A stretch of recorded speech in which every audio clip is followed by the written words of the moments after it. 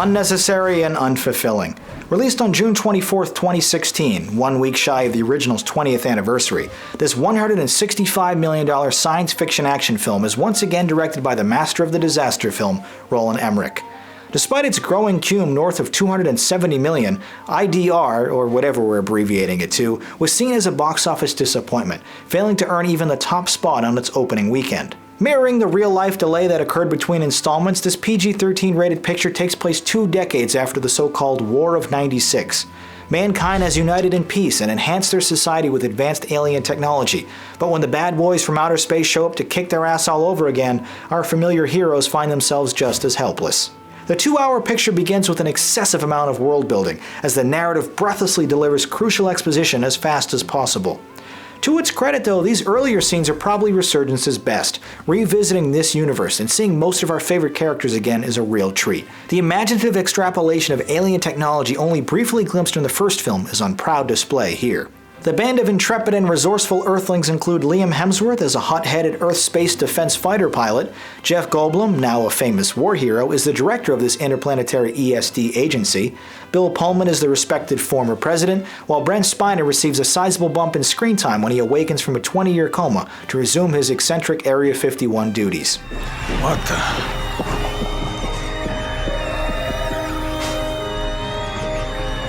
They've gotten worse. Much worse.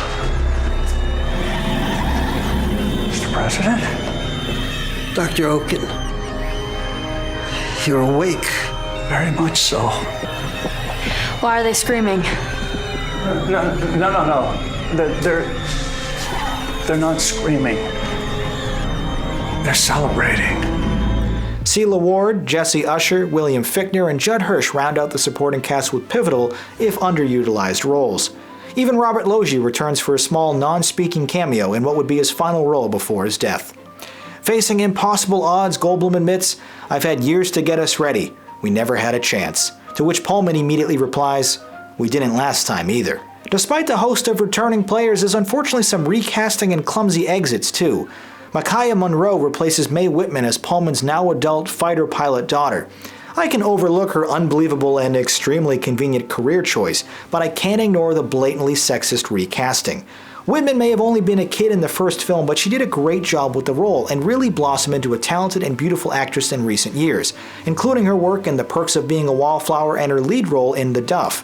So even though she was reportedly available and interested in returning, she was passed over for the younger, more attractive Monroe, for reasons seemingly based on superficial Hollywood standards of beauty and little else. But the most obvious problem with the film, especially in regards to its cast, is the noticeable absence of Will Smith. Conflicting reports suggest he turned down the role over scheduling issues, while the producers claim he asked for too much money. Either way, his character is written out with a quick line of dialogue explaining that he died in a test flight. Hemsworth is perfectly fun and enjoyable as the precocious lead, functioning as Smith's de facto replacement, but it just isn't the same without him here. Especially since the movie reminds us of this now dead character by constantly referencing his legacy.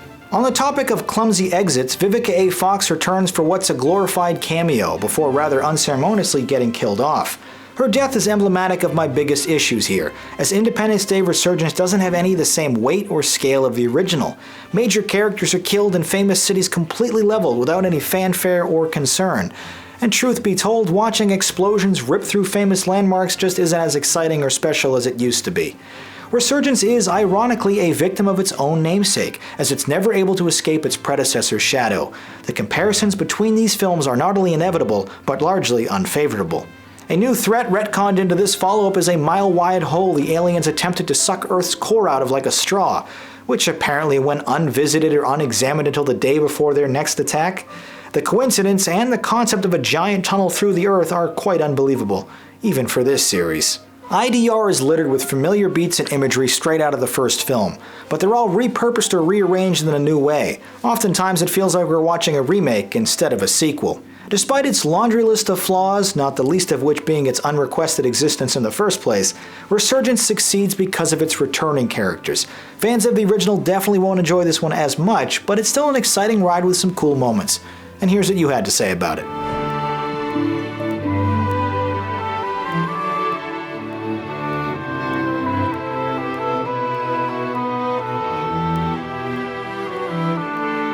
Deriding the poor character development, you thought this was only alright. Independence Day Resurgence often misfires, but strong action sequences and nostalgia baiting help it become a good film. That does it for this quick excerpt, but if you'd like to watch full episodes of Movie Night and submit your own reviews to be included on the show, please visit the Jogwheel YouTube channel. My name is Jonathan Paula, thank you for watching, and have a good movie night.